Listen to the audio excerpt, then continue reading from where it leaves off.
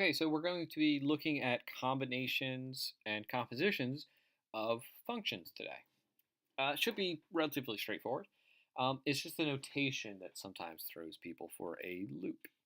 So here we have some different functions here, two functions each. So I have an f of x function and a g of x function. And I'm going to be combining these, such as adding them, subtracting them, multiplying them, dividing them, and I'll get into this later. So when I add two functions together, f of x plus g of x, we don't write f of x plus g of x. We write f plus g of x. So notice here I have these two functions and then what the variable is. So if this were h of x and j of x, because they have that same variable x, I do h plus j of x. And all you're doing is just adding the like terms. So we're adding these. So I have an x squared and an x squared. If I add those together, that's 2x squared. Next I have 2x and a 5x. Add those together. That's 7x. And a negative 3 plus 1 is a negative 2. That's it. That's the sum of two functions.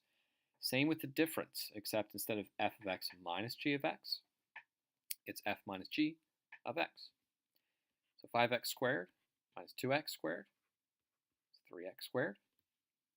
Negative 3x plus 4x is plus x. And then plus 9 minus 1 is plus 8. It's all a matter of combining the like terms. Now product means we multiply. So instead of writing f of x times g of x, I write fg of x. Sometimes you will see a multiplication sign in here, but it's very important that you recognize that that's going to be a filled-in circle. An empty circle is something completely different, so just watch out for that. But when we're multiplying, we can write them right next to each other, as I did here. So fg of x means we multiply these. So this is going to be 2x minus 3 times 5x plus 1. This is multiplying two binomials, which hopefully you remember from algebra. So 2x times 5x, that's 10x squared. And then we have 2x times 1, which is 2x, minus 3x times 5, which is minus 15x. So that's going to be minus 13x. And then minus the 3 times 1 is minus 3. For quotient, that means division, we have, instead of f of x divided by g of x, we have f divided by g of x. Now, for us, we're not going to actually divide these. We're just going to write them as a fraction. So f is the numerator, x squared plus 4x minus 3. And the denominator is going to be the g function, so 4x plus 6. And that's it. You may have learned polynomial long division, synthetic division. Don't worry about that. We're just going to leave it like this. In fact, we're not going to be using a whole lot of quotients in our class. What is important, though, is composition of functions. Now notice I used to have this function f of x, but what I did was I replaced the x with the g of x. So I completely removed the variable x with a whole nother function. So f of x is this, x squared. So instead of it being x squared, I got rid of the x, so now it's just something squared, and I replaced the x with g of x. It's x plus 2. And that's it. Now if I wanted to multiply this out, I could do x squared plus 4x plus 4, or I could just leave it as x squared, or x plus 2 squared. It all depends on what the instructions ask you to do. For completion's sake, what if I had g of f of x? Well, again, I used to have this function g of x, but I replaced the x with this function f of x. So if I have g of x, which is x plus 2,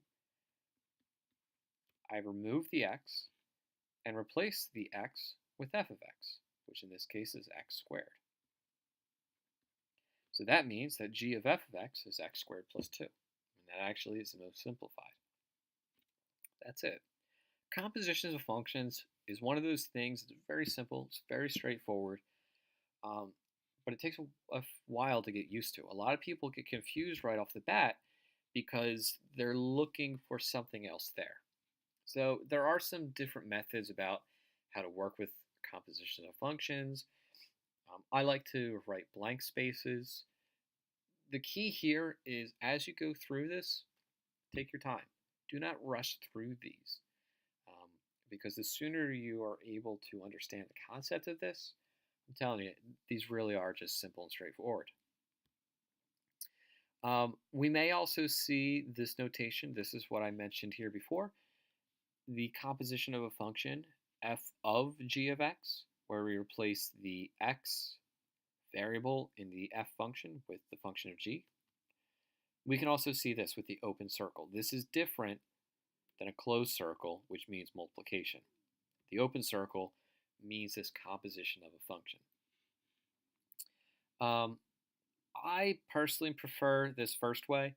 I will use both ways in class, though, just because you will see both types of notations depending on where you look. So if I look for f of g of x, which it's very similar to the problem we just had. So f of g of x. I start with the outside function. So I have f of x, which is x squared. But then what I do is I get rid of the x, and I replace it with g of x. So now I have this. And again, if I want to multiply this out, I get x squared plus 6x plus 9. Now if I do g of f of x, again, I start with g of x, which is x plus 3. But I get rid of x, and I replace it with f of x. And that's it. So these are compositions of functions. So do the best you can with your homework. Again, the key here, the key with this section is time. So I'm going to make sure you have plenty of time in class to practice and to work through these. Just make sure that you put in good effort on your homework and really donate a lot of time. If you struggle with this, give it a little bit more than 5 minutes. Don't just say, I don't understand this, and give up. Try, push through. Work out writing the original function and erase. That's why I like using pencils. So erase the original x value and plug in the second function. But hopefully the other types of combinations are fairly straightforward. Again, the notation is the part that's going to be a little bit challenging at first. But just like learning a new language or whatever, the more you see it, the more familiar you're going to be, the better it's going to get. So that's really it with this unit. So good luck with your problems, and let me know if you have questions.